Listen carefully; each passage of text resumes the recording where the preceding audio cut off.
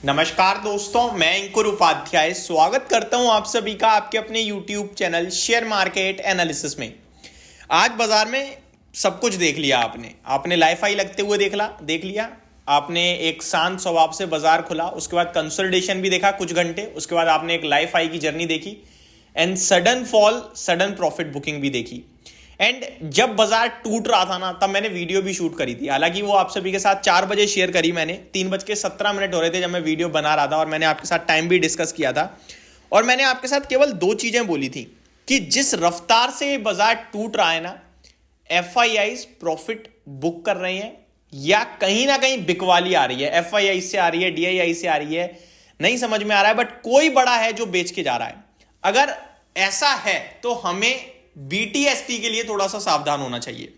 Data सामने निकलकर आ गया है, किसने करी है, कितनी बिकवाली, और आगे के लिए कैसी जर्नी तय करनी चाहिए आपको, इसके बारे में समझने की, जानने की कोशिश करते हैं बिना किसी देरी के। सबसे पहले बाजार में ये जो रिकवरी दिख रही है, जो हरे 10 पॉइंट्स के हरे निशान में बंद हुआ है बाजार आपके लिए, एक्चुअल में ये एडजस्टमेंट है।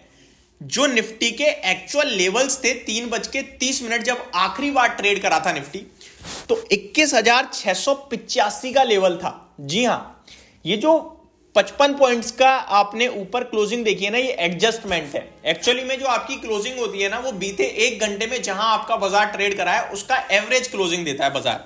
और मार्केट में जो वन साइडेड फॉल आया, वो फॉल आया आखिरी के 15 मिनट में। क्योंकि अगर आप देखेंगे ना, तो निफ्टी 3 बजे 21,836 यानी लाइफ हाई पे था, और आखिरी के आधे घंटे में जो सडन पिटाई पड़ी है ना बाजार में, वो सब कुछ दर्शा रही थी। मैं ये नहीं कहूंगा कि मार्केट गिरने वाला है, मैं ये नहीं कहूंगा आप पूरा प्रॉफिट बुक कर लो, लेकिन आज की जो ये करेक्शन प्रॉफिट बुकिंग है, ये अपने आप में एक अलर्ट है, डेफिनेटली है। ये अगर वनडे वंडर ही हो तो बहुत अच्छी बात है, लेकिन अगर कल भी एफआईआईज इसी तरीके से बेच गए तो थोड़ी सावधानी है, क्योंकि फिर ये गिरावट आगे बढ़ सकती है।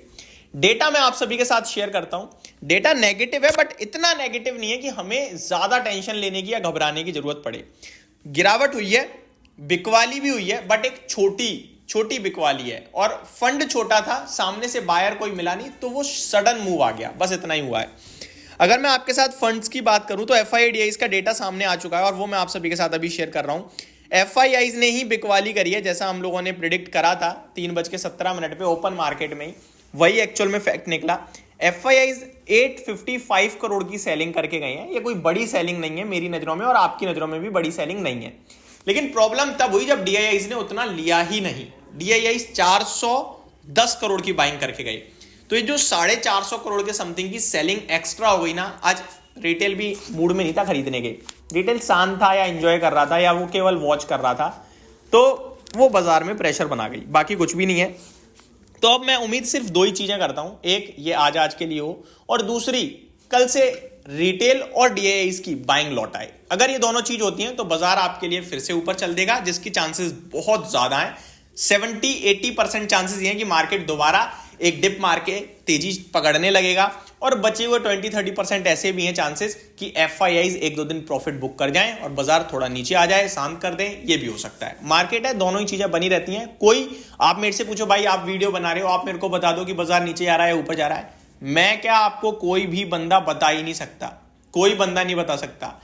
इस भाव पे आके अगर कोई आपसे कह रहा है कि खरीद लो, तो वो भी एक ट्रैप टाइप है, क्योंकि मार्केट कंसोलिडेट प्रॉफिट बुकिंग भी दिखाएगा ना, तो भी 400 पॉइंट चला जाएगा।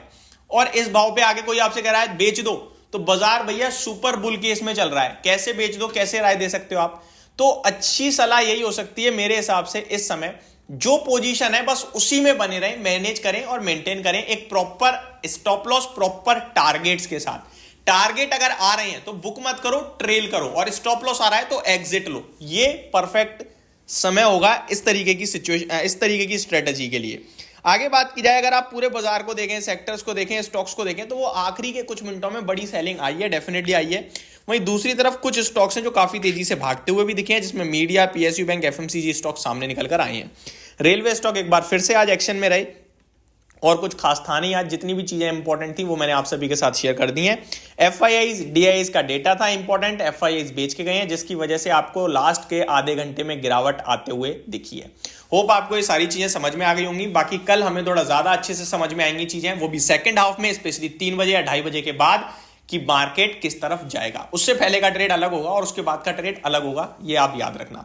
Thank you so much for watching this video. Have a great day guys.